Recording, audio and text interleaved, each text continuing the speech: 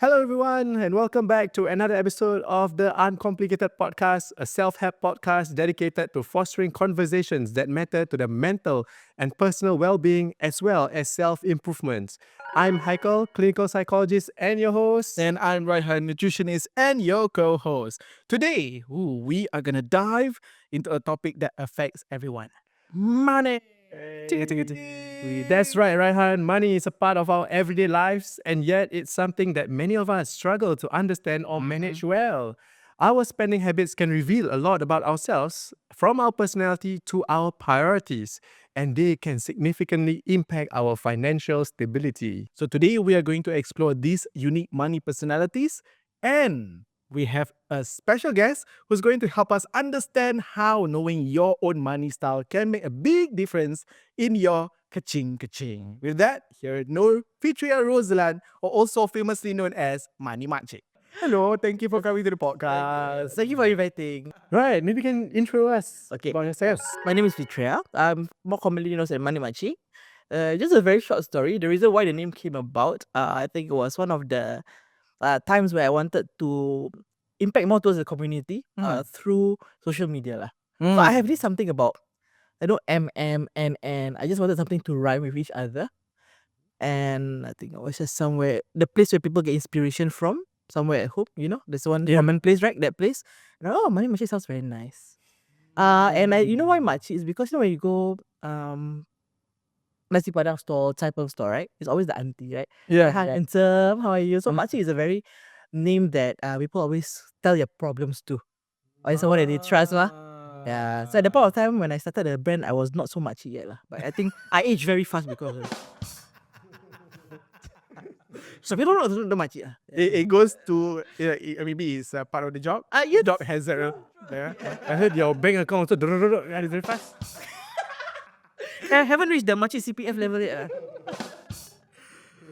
Okay, to start off, right? Could you tell us a bit more about money personality? How would you define this? Okay, money personality is how I did it with my clients, the people who I talk, right? I just simplify it similar to DISC. Have you heard of DISC? Oh yeah, DISC. So for example, D is dominant, right? So we talk about D as someone who's a strategist. So before they do anything, they will think many layers. They want to have control about their finance. Yeah. So that's like a strategist. I is the influential people. So we call it the it's not sociable. Something like I always say spendthrift. Something I forgot. But it's something like sociable lah. Where they use money to build connections and give people. So belanja orang, treating others is a form of their spending habits. They enjoy doing that, right? They see that joy better than saving. Because money is meant to spend and share, mah. Right. Alright. And then next is we have a hoarder. So we call it the apa nama dia? Someone who doesn't want to spend? Yes. Is it, I would say? Yes. Just a saver. No, saver, correct. There's another word for it, but it's something like that where they enjoy seeing their bank accounts go up and up. So the higher it is, the more secure they feel. Alright. So they're also generally very low risk taker. And then the next one is the scholar. Scholar is where you how do I call it? You do a lot of DIY research before you do anything. So you read on forums, you trust yourself more than trust others lah. So you got like strategies, so something about sociable, and then scholar, and then of course the saver lah. Yeah, these are the four. So this is how I just on a generic, because I'm not like a psychological expert per se, but just for a language that people can understand. And you scholar lah. That's why you always do research, man. You DIY everything first. Right. Then the people is like, those who are more of a sociable kind of person, they will be like, the moment I get money, I'll give my parents first. I blend my parents first. They even may not. Some of them a bit more flashy lah. Alright, because we spend for society. One of the society is also how people look at them. But it can also be like, I really just enjoy giving to others. That's also one of them. So that's how just generalize lah. For a quick start. Yeah. No, it's interesting because I really didn't realize how our personality can influence how we spend, and there are actually many different types of personality. No, for me personally, I don't know about you, Haikal, but I would say I'm a hoarder. When there's money in your bank. So in fact, So whenever I get money, I'll save it first because I have this tendency of I have this thought at the back of my head and also past experiences where money is really hard to find and money is sacred. So it's like if you don't have money, a lot of things can happen. So I always save up. On the other hand, and when I meet friends who are spenders, I'm like, why are you spending so much? Why are you not saving up? It gets me agitated. Then that's where I realized that actually everybody has a different style. I thought everybody has a specific should be following a specific kind of style state. Yeah. Yeah. I think I'm a scholar. Because I would kind of plan what I want to spend. I know like where my big ticket is. Usually when I spend on, let's say, buy a car or right, I would have done my research. Actually, the property agent, the car agent for me useless because I know what I'm supposed to pay for already. I will go to I go to the car showroom. I know what car I want. I know how much I'll be expecting to pay. The car salesman just need not screw up big time around the car. Right? So I more or less know what I want to spend my money on. But you are a scholar in real life anyway, right? I am a scholar. Can match one. I thought so too. They can match that. So there you go. Okay, so do you think by identifying our money personality can actually help us to make better financial decisions? I think by identifying money personality can actually get us the driving factor on why we earn money. For example, because I'm a spender. Okay, There you go. and there you go, right? Who say agents save money? Okay, I don't. But then I believe in putting it somewhere that I don't see. Right. So also I seek joy in belanja orang. I am actually spending on others. Yes. Yeah. Frustrating myself as well. I mean, as I grow older, there are limits lah because of responsibilities, right? But in that way, when I finally comes to terms that I do enjoy spending, how I use that to drive myself is number one, I keep reminding myself about like the happiness of others lah when I spend on them. Okay, now then number two, it's more about spending responsibly lah. Just because I like to spend doesn't mean I can spend irresponsibly. There's also a responsible spenders, right? So similarly for any different personality profiles, you can also look into like, if they are strategists, how can they better manage their money? Is we feed them with many information. Like, what are the possibilities? Do you know that you can do this with your money? So they feel that they are in control, which is good. All right. You say this to a spender, honestly, they don't care. You say this to a scholar, they're like, I know already. Yeah, that's exactly my thinking. I know already. Right. But from a financial advisor's point of view, we actually love scholars because I think it's very easy to work with. You already know because they know what it was, right? Like what he said, just don't screw up. Yeah. Others are like the best. Okay. So for us, we look into what's your motivation. So I use money personality as a motivation about how you can have your financial goals. Right. You can't tell, for example, a spender from a hoarder, right? For a spender, say, how about you save as much money in your bank? We don't see the enjoyment about it. Alright? But if you stay tell the hoarder, like, what if your next goal is 100k? Then you're like, okay, I want to see the 6 digit. So it really depends on the motivation level. So there is no right or wrong, Yeah. but it's more of how you can make use of that personality of yours to grow your finance. Yes, correct. Interesting. So let's think about the spending habits, right? And how it influences our financial health. Yes. Because what are some of the habits that can be harmful if left unchecked, especially keeping in consideration these different personalities? Okay, one of the most important one is impulse buying lah. It can be small impulses, it can be big impulses. If you can't control impulse spending, like little things like baju, like your clothes, your food, like I just feel like grabbing today, so I grab. I just feel like eating in a restaurant today, so I do. So impulse spending, regardless of any of your personality, is one of the dangerous things because we don't think twice. So my rule of thumb is if I don't really have a strong feeling about something, I won't buy. And sometimes I will go back, then I will think for 7 days. If that thing's still in my mind, right? 7 days, Yeah, minimum. Sometimes 7 months also can. But if I don't feel strongly whether it's cheap or not, right, I won't buy. Because I know I'm a spender. So the only way I can do is if it's not extra strong to me, no lah. But to be honest, the more expensive the product is, the longer it will take for me to think. But then off season already. Then by the time off season, then the cheaper lah. Oh, that's my strategy. Strategy, right? Yeah, but never impulse, though. Yeah, because I realized a lot of people go on impulse, emotional buying. Emotional buying. I think that's regardless of whether we are strategists, hoarders, savers, or etc. Scholar, impulse buying is very risky. So I think scholars have the least tendency to impulse buy. Yeah, but hoarders also can, because for example, when it comes to impulse buying, our logic doesn't really make sense. So it can be like, got a lot of money, I just buy lah. Then they will start buying and buying. Strategies, they can always try to talk themselves in. No lah, this is an investment lah. Never mind lah, I can buy that Rolex. Can sell anyway. Lepas tu tak sell pun. You know what I mean? So it's how we talk ourselves. So regardless, impulse buying is one of the biggest downfall of any finance lah. Right. Yeah, so it can be earn high, earn low, doesn't matter. Because the higher they earn, they feel they can buy impulse better. So Yep. Alright, I see. So that means it doesn't matter what kind of personality that you have, but most importantly is you have to control your impulses, Yes. because any personality can actually eventually have the impulse to spend or Correct. whatsoever. Oh, That's my thought process lah. Yeah. But I'm curious, right? As a scholar, what would the advice be? or the sport financial advisor.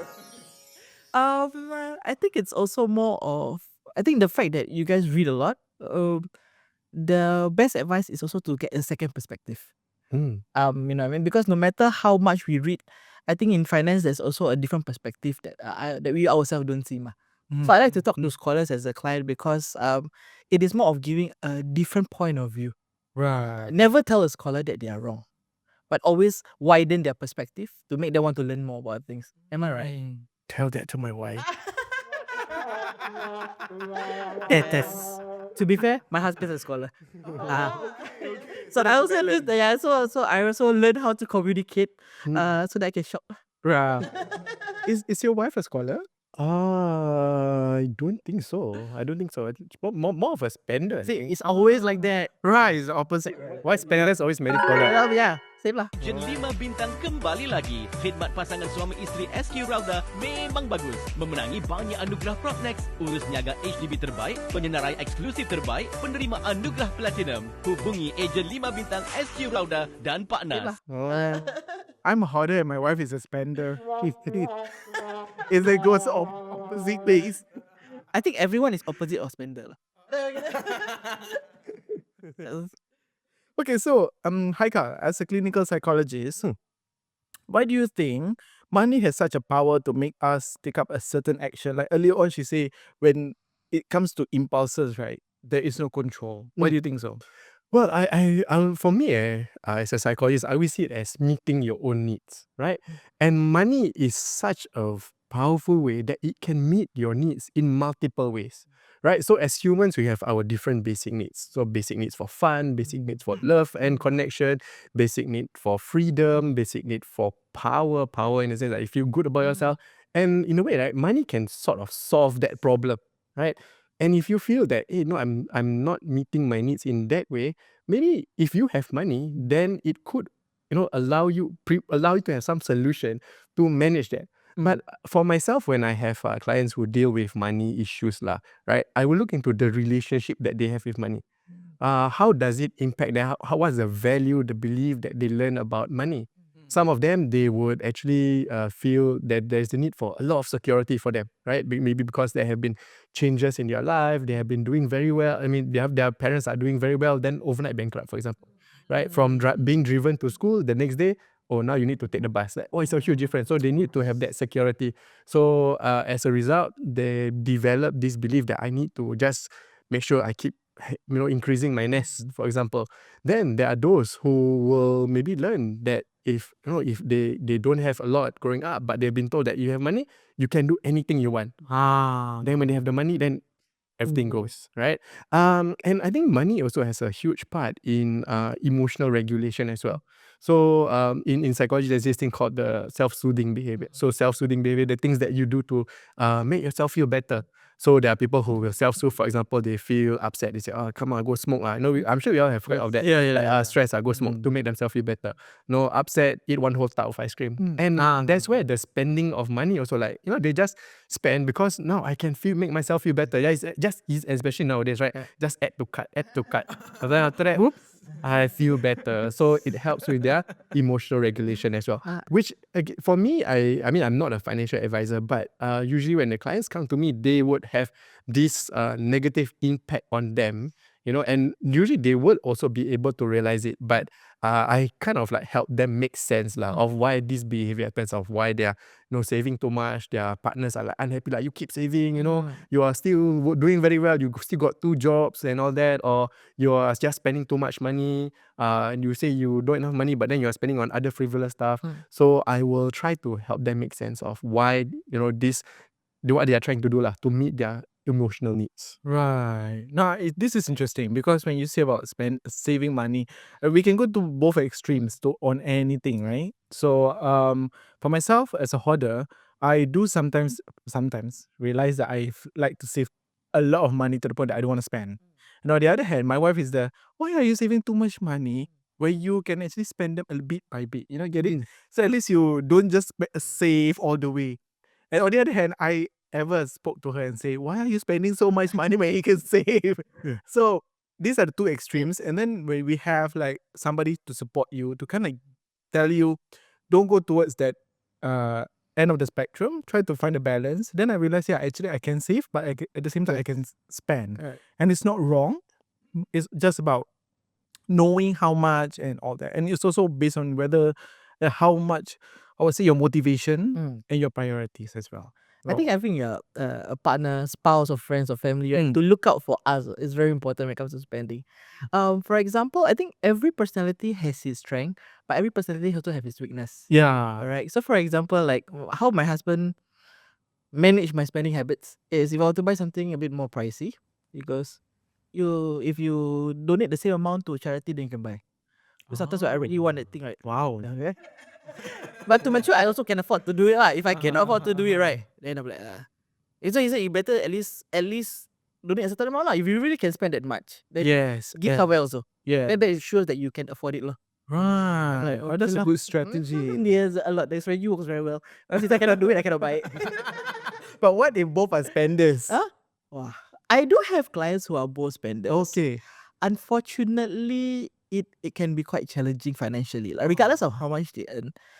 For example, because they go by excitement. Like I feel like buying this, I feel like doing that.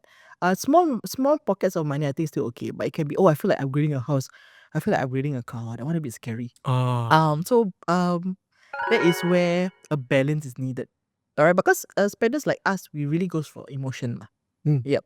And many times spenders also have very good intention. Like I want to spend money on my parents, my friends, etc. But to what extent and to the expense of their own financial health, that's also quite scary. So therefore, in this case, two spenders, hopefully they have friends that can look out for them also. Yeah, but I also have spender clients who are, for example, like myself, I can't save. We set aside somewhere, really just don't look at it. Right. Yeah, because looking at it makes my Shopee click faster. Say, hey, don't look at it. They show me. Shopee clicks slower a bit. Yeah. So that's why financial advisors come about. But it's also not easy. You're not there for your life a lot. So it can be parents, can be friends. Just look out for each other. What are some of the strategies that we or you can share to all of us, especially based on each personality, for us to save better or even have better financial decision making? Orders don't need lah, because they save a lot already, right? Huh? Orders. But then what if they save too much and then they don't want to spend? That's also bad, right? Actually, hoarders, Don't you right? think so? Saving too much. I believe that they have a balance lah for their loved ones and stuff, right? But the worrying thing about hoarders is, I think because of Singapore's inflation is really very scary. Their saving habits can also be a double-edged sword, whereby the money is in the bank and they're not doing anything. That can be a double-edged sword lah. So that's just one thing. So you always encourage hoarders is, regardless, it's still your money. You really can check. You just don't use, but you're not using it anyway. So there are ways like for example, if you whichever investment account you open, you can look at it somewhere or another. So they feel that they still have it. Now because money there in the screen is just similar to whichever platform. Because you're not using it for hoarders especially. So that is something I would encourage. It's the same, just different bank accounts and different platforms. So that's for hoarders. For scholars, I really enjoy just sharing information, and I will also sparring, but rather we share different perspective. I think under beneath every scholar they also have a soft spot lah. Like maybe you'll spend a bit more on your kid or your spouse. And if that is the motivation for them to do more, do better, why not, right? Yeah. So all the personalities are just, I feel, correct me if I'm wrong, Haikal, is our mind lah. But our heart also says something else. We need to have a mind and heart lah. Spenders, kau taruh, just put somewhere. Just put somewhere. Don't see, okay? Then, for example, strategies itself, actually, especially with now the internet has a lot of information. Even strategies also get inspired by many different ways. It's just that sometimes I also advise the strategist clients of mine is pace ourselves lah. Whatever we see on the social media, especially yesterday, there was this article about finfluencers, in financial influencers. But yes, whereby you should at least have a proper license lah to give advice. So my thought process or my opinions for strategists is don't see too much on social media and think that is the right way. Yeah. Just because that works for one person, it may not work for another. Yep. So that is do your research lah together with the scholars. That really will help also. But regardless of that, like what Haikal said, money can solve a lot of problems. Really can solve a lot. For example, there's almost no problem that money can't solve. For example, if we are sad, depressed, they say I don't need money. Yes, but if you want to get out of depression, you need money to see a clinical psychologist. Alright. If I'm sick, then I need money for treatments. If I'm stressed at work, if I have money, I can quit. Alright. Right. What else? Yeah, many instances lah. If I want to be a better, be better in my religion or to do more for my religion, having money can wakaf. You can do a lot of things lah. Yeah. So people say money is the root of all evil. I think that is only if the person is really evil lah. It's really what you want to do with it, right? Because it gives you a lot of freedom to do what you want. Yes, and money really can bring the best out of a person. Mm. Yeah, If they want to do good. yeah, I don't believe that money really makes a person bad. I'm sorry, but if that happens, your foundation is not strong anyway to begin with. I mean, unless Right. yeah. Yeah. Right. So it's a good reminder. Yes. So before we wrap up, MoneyMakcik, right? Any final advice for our listeners who are looking to improve their financial habits? I think you give a lot of tips, right? But maybe for those who are trying to start something, Yeah. right? What would your advice be? No matter how small you can start, like even if it takes you to save like $100 a month in your own bank account, tell yourself you did a good job for saving 1,200 at the end of the 12 months. Yeah, that's true. You know what I mean? Yeah. Why am I not getting 10K? Why am I only having 1,200? But celebrate the small wins lah. Regardless. For the spenders, for example, for myself, celebrate the small wins for spending lesser. Really, it does help. It makes me feel like, I'm a better person. I'm more responsible. I'm less impulsive. So regardless, compliment our weaknesses. Always have someone to talk to. If it's not a professional, at least have a friend, a family member lah. Don't go through it alone. Yeah. If you want to make a change in your finances, you need to do something that you have never done before. And to do something that you have never done before, we need someone we are accountable with. So at least our friends, our spouse, also can lah. Okay, so before we end, thank you so much for sharing with us, the inputs and all that. So maybe you want to share to the listeners, the followers, how they can find you, or maybe how they can do the money personality test if there is. So if you were to go, of course. I want to forward better. So for example, you were to go to my Instagram, the at MoneyMakcik, MoneyMakcik. There's a link where you can do your own money personality quiz just for the fun of it.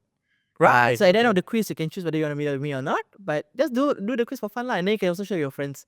And then you realize that we both same car, cannot go shopping together. Alright. So talking about money in a very casual way, very what do you call that? Less intimate, less intimidating. Yeah. More intimate. Less intimidating weeks, right? Actually opens up a lot of avenues for you to also do your finances proper lah. I think my whole point about financial planning, financial advisory is all about empowerment. Regardless where you are, regardless whether you are $100,000 in debt or $100,000 in cash, there's always empowering moments that you can do lah when it comes to financial planning. Wow, awesome.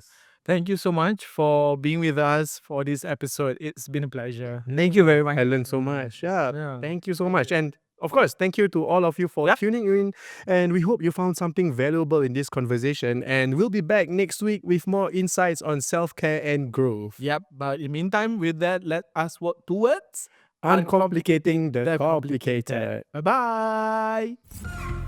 It's uncomplicated.